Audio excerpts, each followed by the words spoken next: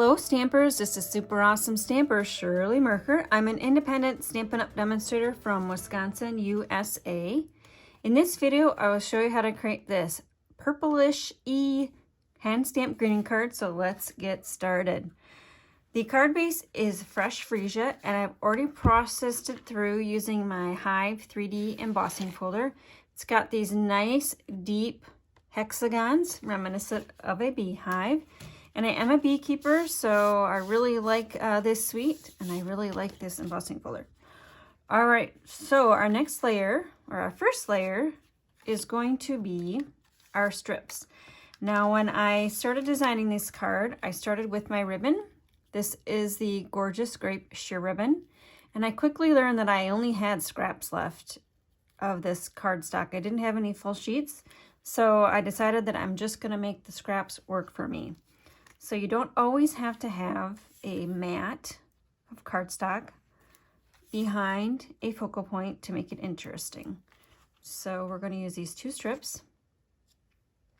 And this is the gorgeous Grape cardstock.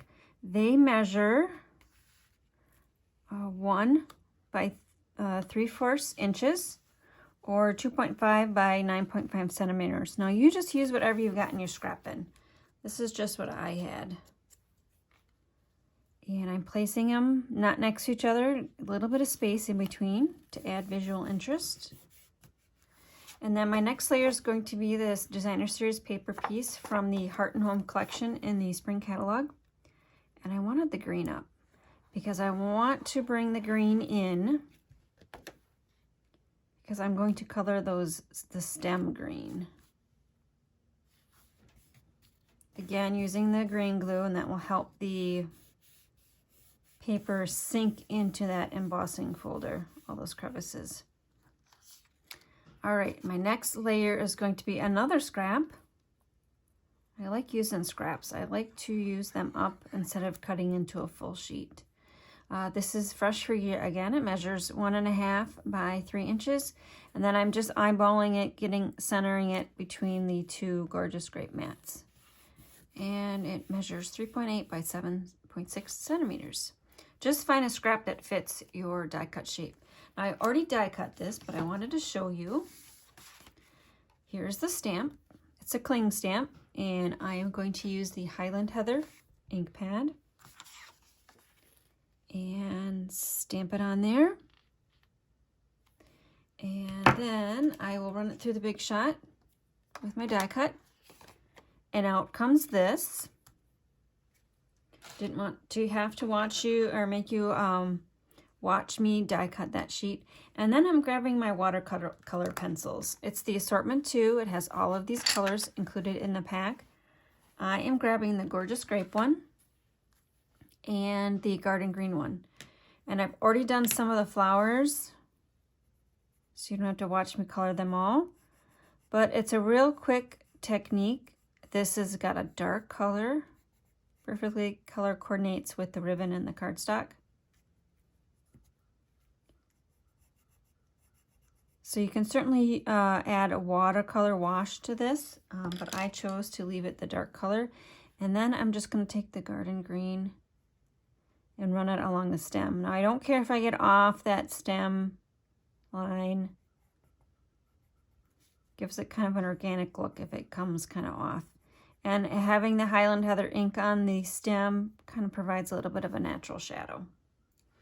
All right, so just to amp it up a little bit, if you got your pencils or your markers, go ahead and start coloring your images because it just adds another wow factor.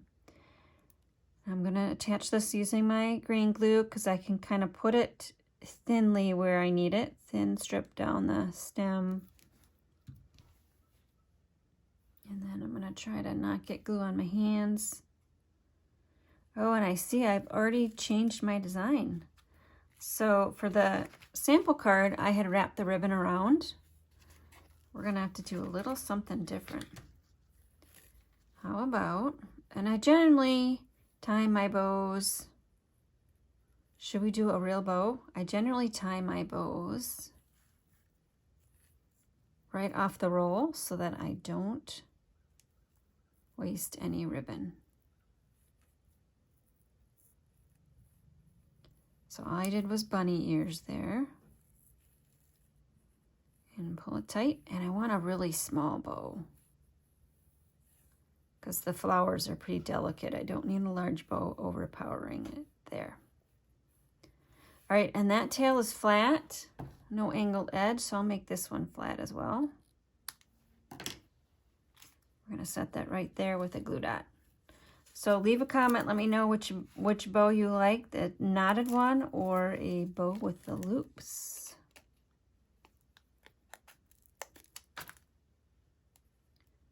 I think I like the knotted one a little better. This one seems a little bit clunky, like the width of the ribbon is a little bit wide for a full bow.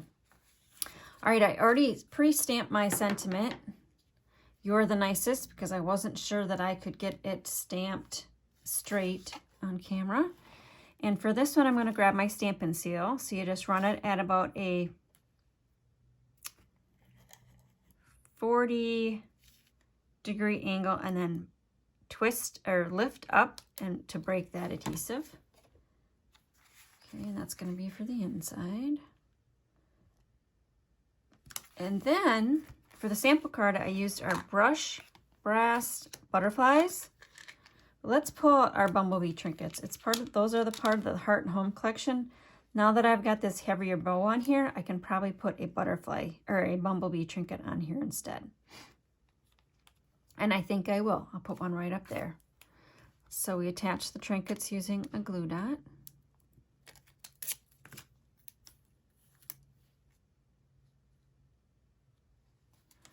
And we've got two slightly different looks. One with the butterfly, the delicate butterflies and the twisted or knotted bow, and one with a full bow and a bumblebee trinkets.